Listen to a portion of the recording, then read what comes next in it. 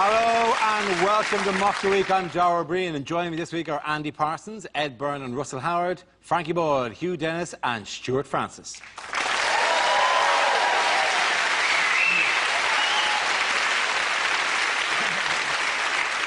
We start with a round called Headliners. Here's a picture of former US President Bill Clinton on a surprise visit to North Korea. But what does CSAR stand for?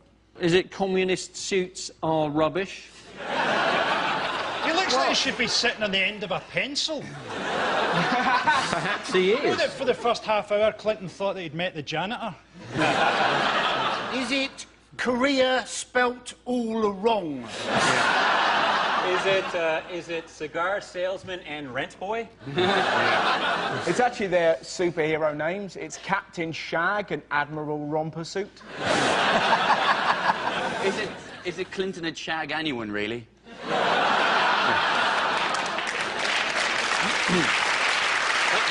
Is it cautious start at rave? Nobody wants to be first, Yeah, nobody wants to be first in the rave. Everything's going. There's always one guy with a whistle. Come on out the floor. Maybe it's what he packed. Charlie, Zambuca, absinthe and rubbers. Can't stand Annie Lennox. I like the rhythmics, but solo stuff, no. Have you a correct answer? Is it Clinton secures some things release? No, the R stands for reporters. Clinton saves American reporters. That's close enough. Well done, Ed Byrne. Yes, the answer I was looking for was Clinton saves American reporters. This is a story that Bill Clinton flew to North Korea on a private mission, which successfully secured the release of female American journalists Laura Ling and Yuna Lee, who had been found guilty of entering North Korea illegally and sentenced to 12 years hard labour.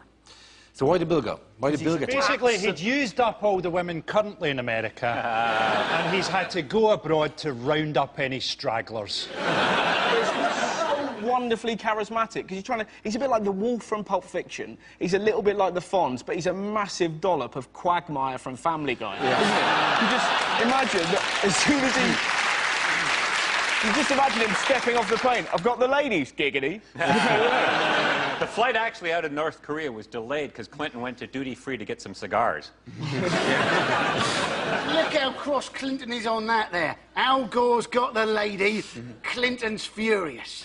So, to be honest, Clinton looks like he's rubbing his hands going, that's right, baby, get her ready.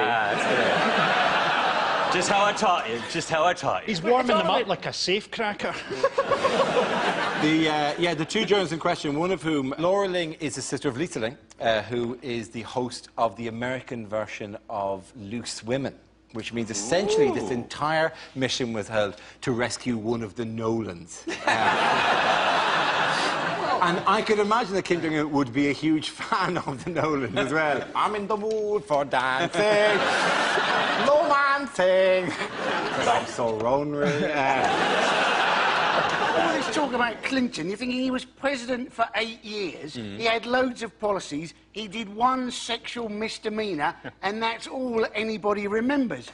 And then you think at this point, surely Gordon Brown, he should actually do a sexual misdemeanour. Otherwise, people are just going to remember his actual policies. I think it's a bit dodgy, though. That, like Hillary Clinton, who's, you know, still actually, like, works in the government, who's the Secretary of State, asked for these women to be released, was on the phone to North Korea, asked for these women to be released, and nothing doing. And it's like her husband just stepped in and went, sorry, love, I'll handle this. Don't you worry your pretty little head about what I do with those nasty Korean men. You do your secretary job. Apparently, as a president, he's got to be called Mr. President forever, which has got to be particularly annoying for Hillary. Oh, I'm so sad I didn't get the nomination. I'm so sad I didn't get the nomination, Mr. President. Talking of names, Kim Jong-il, every time you hear that, it just sounds like he's describing himself, you know? Yeah. Kim Jong-il, Kim Jong-hungry, Kim Jong-lonely. That's all you're thinking. Is there any danger that Bill Clinton only went because the words Pyongyang sounds like Nicaragua? I feel bad for the girls, because they got to share a long-haul flight with Bill Clinton, and then they fly into renowned womanizer Bob Hope Airport. Who was their baggage handler? Jude Law? Great. You know, the reason everybody's worried about North Korea, though, and what they were hoping that Bill Clinton would be talking about, is their nuclear weapons program, isn't it? Do you know what their missile is called? Do you know what the North Korean missile is called? It's called the No-Dong missile. The thing is, why and his problem is it can't stay up long enough. That's the point, isn't it? That's the point with North Korea. You know, they're not really a threat, are they? You know, all these missiles go up and they sort of, you know, explode about 3 seconds after takeoff. You think the biggest threat from North Korea probably is to North Korea itself, isn't it? That's funny. Exactly what they want you to think. Yeah, who are they? The North Koreans. Yeah. But Pete, all right, steady you two. Sexual tension in this room. It's the younger James May. He's getting me going.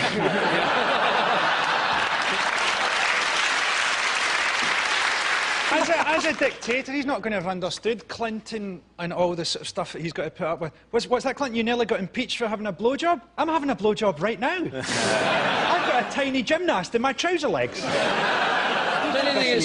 It's a very good thing that Berlusconi and Clinton never served at the same time, because they'd be holding the G8 in places like Spearmint Rhino, wouldn't they?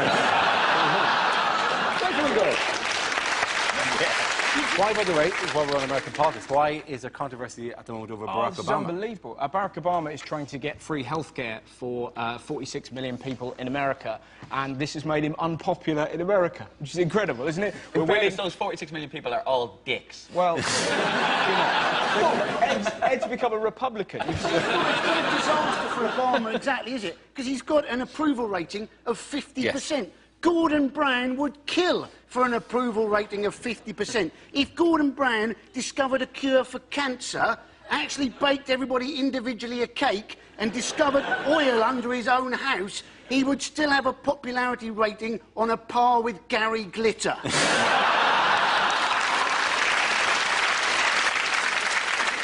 It is generally a case that they think that Brown, as we were discussing, can do nothing, right? I mean, Brown is currently in the Lake District. At some stage during his holiday, he will find a chain and go, oh, what is this? Pull it. And the Lake District will drain out. How lucky he is, right? Yeah, probably. I feel sorry for Obama because he's still got to fight the innate racism of Americans, hasn't he? I mean, do you see his first speech when he got made president and they put all that bulletproof glass up in front of him? I think that shows you how racist America still is. Just because he's black doesn't mean he's going to shoot anybody.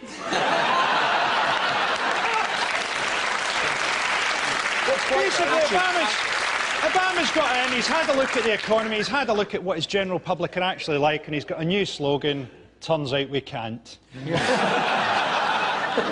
Bring it back to here, actually. Who's running the country at the moment? Mandelson, Peter Mandelson, Darth Mandelson. Yes. Do you know what nobody ever says about him? He's gay, and he's a lord. He's a gay lord. It's all there. To be honest, He's been running the country, but he's been in Corfu, then we're getting handed over to Alistair Darling, to Jack Straw. We're like the school hamster. I wouldn't be surprised if Alistair Darling leaves our gate open and we're found dead under a bookcase. Basically, we're 2 car crashes and a vomiting virus away from Andy Townsend running the country. Hi, I'm Andy Townsend. I've got the vomiting virus, so I'm handing over to Chris Akabusi. Nobody's running the country. And the papers have roughly the same tone you have, which is, nobody's running the country, as if the country is heading towards rocks, and somebody has to steer it away. In the last month, right, the FTSE has gone up 10% since they all went on holiday. The weather is better, and the football starts at the weekend. So, frankly, I think it's working out fine without them in charge. Hey, get rid of them all, kill them all, install the clangers, at least we'll get soup.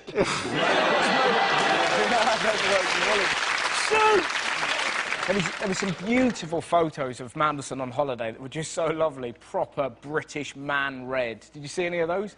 He looked like he'd been left on a George Foreman grill. And some of the photos of him as well, the clothes he's wearing, he looked like he'd just been fried and then just flung into Matalan. You just see him sort of walking along like that. It's some of the most, Not only did he go to Corfu, on his way home he stopped off for 2 days to visit his parents in Mordor.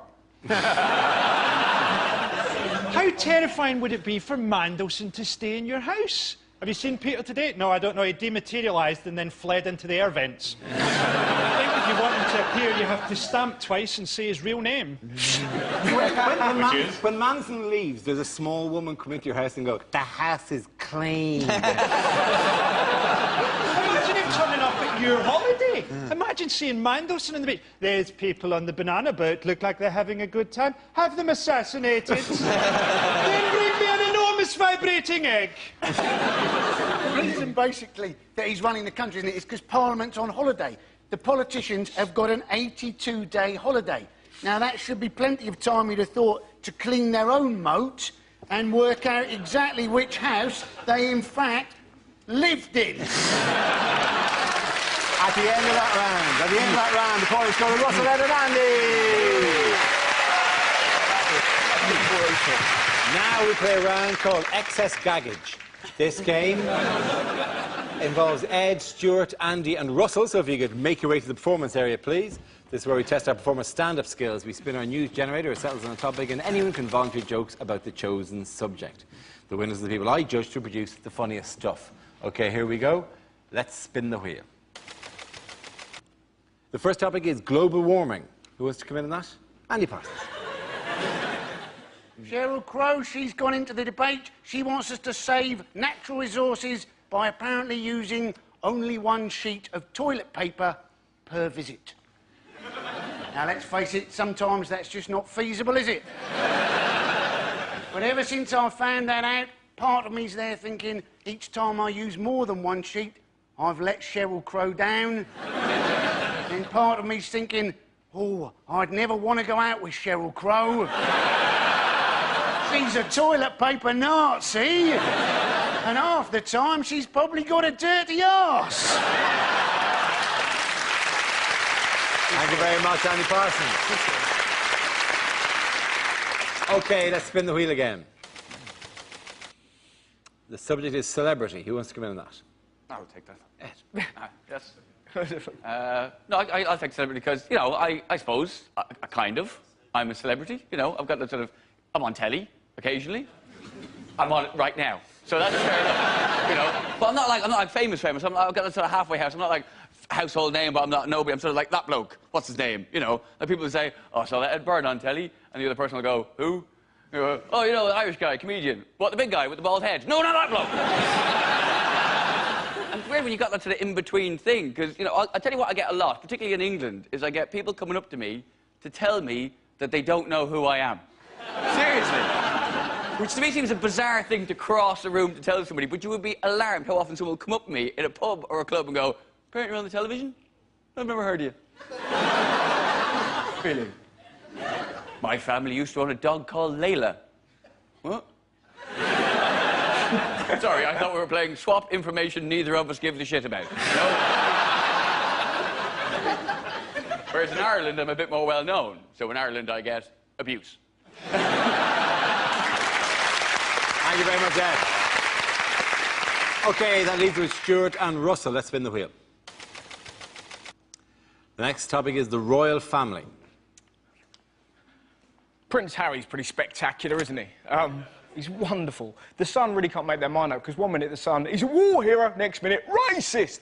Make your mind up. We don't want him killing foreigners, but don't call them names. That appears to be the way that he operates, you know? But there's something wonderful about Prince Harry. He must have a weekly show called These Are the Things I've Done. And we'd watch it, wouldn't we? Yeah, a couple of years ago, man, I shaved my pubes, put it on a swan, big wow. Next week, I'm going to light my farts and fondle a gibbon. Come on over! We love him because he's ferociously stupid. Think about it. He had 100 grand spent on his education, the finest education money could buy. He went to Eton, he got 2 A-levels. One's an E in geography, one's a B in art. Can you imagine that? Your dad has spent 100 grand on your education? I've done a drawing and I sort of know what a hill is. You know that? Lovely stuff. Thank you very much, Russell. OK, Stuart, let's see what you've been left with. Let's spin the wheel. And it's relationships. I like my women the way I like my coffee, picked by migrant workers. No, I've got a girlfriend. I've been going out with my girlfriend for... sex. My girlfriend actually thinks I'm incapable of being faithful. My wife, on the other hand, hates that joke. And I'm not ashamed of my wife. If you don't believe me, go to the car and ask her. Ask her loud, she's in the boot. Is my wife dissatisfied with my body? A tiny part of me says yes. I was previously married. I married way too young. A Chinese girl, that's her name. I remember...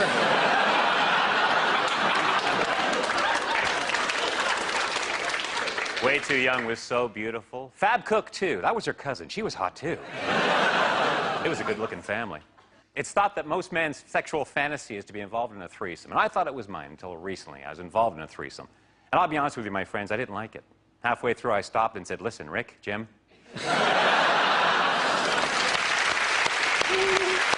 Well done, ladies and gentlemen, and the points go to Ed and Stuart.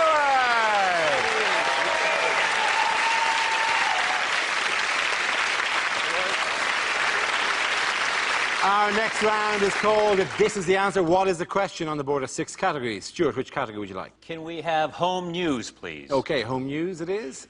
The answer is once a minute. What's the question? Is it how often when I walk into a playground with this beard does a mother pick up a child and throw a shoe at me?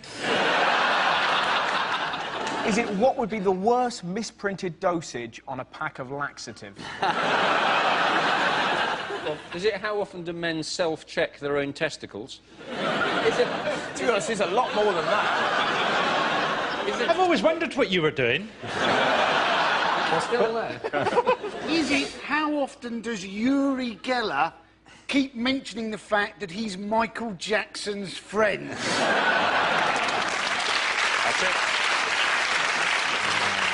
Is it if you put Wayne Rooney on a perch next to a mirror, how often would he peck his own reflection? How often does David Cameron point in a mirror and go, looking good, PM? Is it on their annual trip to Blackpool, how often does the British Claustrophobia Society have to stop the minibus? Why would they book a minibus? Surely. They just never learn. Splash out, would they? 2 seats each at least, for God's sake. Is it how often do Dara and Andy gaze at my hair?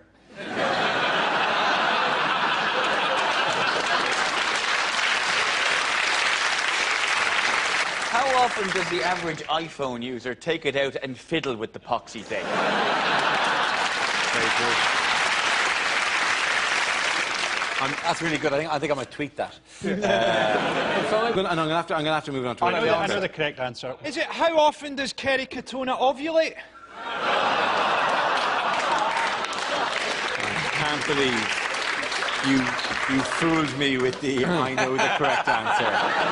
The oldest trick in the book. So I'll give the actual answer, I think, is to do with surveillance, isn't it? It is to do with surveillance. It's how many yes. times is there a request put in for surveillance by a authority or something? That's absolutely, that's close enough for you. I'll give you the exact answer. The actual question specifically I was looking for was, on average, how often do public bodies request access to private phone and email records? This week, a report by the Interception of Communications Commissioner, an actual job, showed that authorities, including councils and police, made over 500,000 requests to access private phone and email records in 2008. That's 1,400 requests a day, an increase of 44% in 2 years ago, although actually not an increase on last year. So who is doing the snooping? Is there a dude called the Interception of... The Interception of Communications Commissioner. Imagine his wife trying to have an affair. Is it possible? I bet you she's having an affair with a guy she has to signal to with a lamp. He's out on a rowboat somewhere. He'll come home and go, darling, I'm the Interception of Communications Commissioner. And she'd go, move to the secure line. Do you know what it's come to, right? 1 in 78 people are being surveyed in some way by the government. That means that maybe 4 of tonight's audience are being surveyed by the government, or to be more realistic, 3 of tonight's audience and me. If the government are watching me, I would like to say this. Could you please tell me where I was on Saturday night? I'd really love those trousers back. The issue is that CCTV footage and covert police work filming as well, yeah. is being used to for relatively minor offences to bust people for dog fouling and fly tipping, when it's really, it's supposed to be used to make late-night clip shows on ITV4. The irony of it, though, is that the person who's really complained about it is Chris Huhne of the Liberal Democrats. Yeah. He must be so pissed off because there are thousands of cameras anywhere and still no one knows who he is. To be honest, Hoon said the government forgets that George Orwell's 1984 was a warning and not a blueprint. To be honest, But you wouldn't even get away with that sentence in your GCSE, let alone as a grown-up. I feel so sorry. Animal Farm was an allegory, not an actual description of a farm. It's weird though, aren't they? Money, aren't they? They're offering money for you to report on somebody who's left their rubbish out on the wrong day or something. I think that's a good thing. If they're offering £100 to report on fly tipping, imagine what they're going to pay me to tell them that my next-door neighbour's buried his wife in the garden. Probably more than he paid me to kill her. I'm going to spy on my neighbours and use the money to upgrade my night vision goggles. It's it genuinely is. It's Waltham Forest Council. Now, admittedly, if you hear Waltham Forest Council, you think of a magical council of elves and owls who gather in the middle of Waltham Forest and go, the squirrels are upset. What shall we do to help them? But no, it's a real place. Waltham Forest Council said it's £100 for the initial information if it leads to an arrest, £150 for a conviction, and £500 if they serve the... They've staggered it. So basically, you can go to court and go, woo, as people get done for littering, you know, cha-ching at the back of the court. You, aren't they? It's really easy to tell when someone's come into a sum like £100. Yeah. Is that a swatch you're wearing there? Yeah. See, it's a Big Mac and fries you've gone for. It was a great story that they were going to pay kids to spy on antisocial neighbours, which is fantastic, isn't it? An 8-year-old. This is DCI Luke. I've just seen a man draw a cock on a bus stop. I am proceeding on Heelys. Russell, did DC Luke get a good look at this guy who drew the cock? Do you know that we have 20% of the world's CCTV cameras in Britain? You know that? No. Now, pretty much the only place you can be sure that nobody's watching you is on Justin Lee Collins' chat show. And it doesn't help. It doesn't help anything. Nobody's going to help you if they see you on CCTV. If a gang of teenagers attack you, all it means, CCTV, is that your murder will eventually be narrated by Danny Dyer on Bravo. There was a great story the other day. Did you see this? About, apparently they're putting security cameras in wheelie bins to see what people are putting in their bins. And people are outraged, but don't get outraged, just get even, because that implies somebody's watching that. So, like, hire a clown just to sit in there, just with a little note that goes, I bet you hate your job, just all day until his mind is broken. You can buy a puppet of Oscar the Grouch. Well, I'll do that. Just do that. How do you know that? To be honest, I reckon you could get Les Dennis to do that. If you're watching, I was going to say, say the Oscar plan's better because he's known for living in bins, but actually, Les Dennis. It's really funny, though, because when you do other kind of interviews, I did Gabby Logan the other day, The Show, come on, and she said, yeah, your mate Frankie said that I look like a transvestite, and then you find yourself going, yeah, I'm not his brother. But what was really great, well, the poor woman, she was flicking through late one night just to see what was on telly. She flicked on the exact moment, apparently, you went, yeah, she looks like a transvestite. Just at that exact moment. She snapped the remote control at a breadstick in her giant man hands. Cuss it! The end of that round. The points go to Frankie Hughes-Stewart. Now we come to our final quickfire round called Scenes We'd Like to See. This is for everyone, so if you can make your way to the performance area, please. I caught ideas for scenarios. We'd love to see the performers come in with their suggestions. OK, here we go. The first subject is bad things to hear at the psychiatrist. I don't want you to think of me as a psychiatrist. I want you to think of me as a mental patient who killed the psychiatrist before you got here. You think you are a potato? On the couch, please. Welcome to your first session of Freudian analysis. What seems to be the penis? Well, you say that you're paranoid, but I have a report here that says you looked very relaxed in the bath this morning. Oh, yes. I can see why you fancy your mother. She's something of a fox. I see you've tried to commit suicide 5 times. Your dad was right. You are useless. You've been coming here for 6 months to talk about your trust issues. Well, we've been filming you for Britain's nuttiest bastards. Yes, I think your parents caused you problems from a very early age, Clitorina.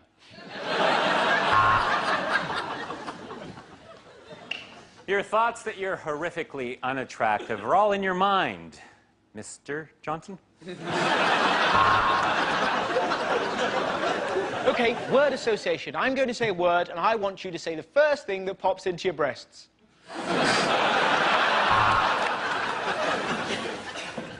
Wow, that's really interesting. Do you mind if I use some of this stuff as lyrics from my band? You have emotional problems and a below-average IQ. I'm prescribing Hollyoaks.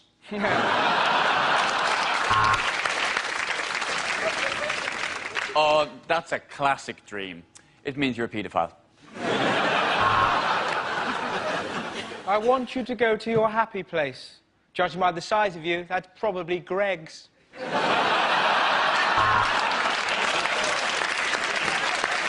Hypnosis could certainly help with your intimacy issues. While you were unconscious, I rested my nuts on your head. The next topic is unlikely things to hear in a TV talent show. 2007's winner, Leon Jackson, is still selling records in his Saturday job at HMV Paisley. Of course it's not a freak show. Now get your Siamese twin asses on that stage and you nail Papa Don't Preach. Two crosses light up and the crowd cheers as Stavros Flatley are crucified in flames. Hello, I'm Rita. I'm 87, and I'm going to do Keep You Up with me boobs. Here we go. Hey! I'm like bloody Ronaldo! Look at me go! OK, you're right. I don't really have any talent, but I'm kind of cute, and I'm Kylie Minogue's sister, for God's sake. What a hilarious singing dog Susan Boyle is. When you said you were going to saw a woman in half, I thought you were a magician. Oh, my family aren't going to believe it when they see me on TV. They think I'm dead. Hello, I'm Susan Boyle, and I would like to say hello to my brother Frankie.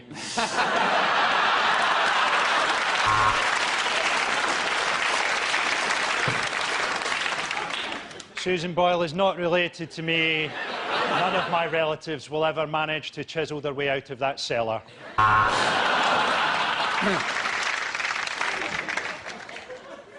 I am an escapologist. Today I have escaped from Broadmoor. Next on ITV4, it's ITV3's coverage of ITV2's making-of documentary about the coverage on ITV4.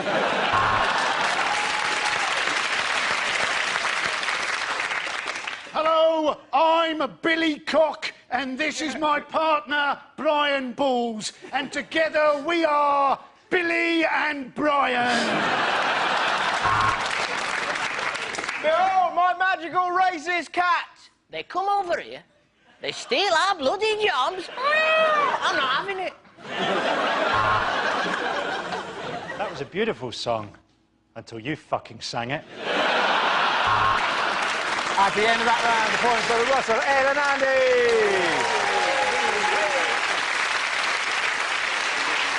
That's the end of the show. This week's winners are Andy Parsons, Ed Byrne and Russell Howard.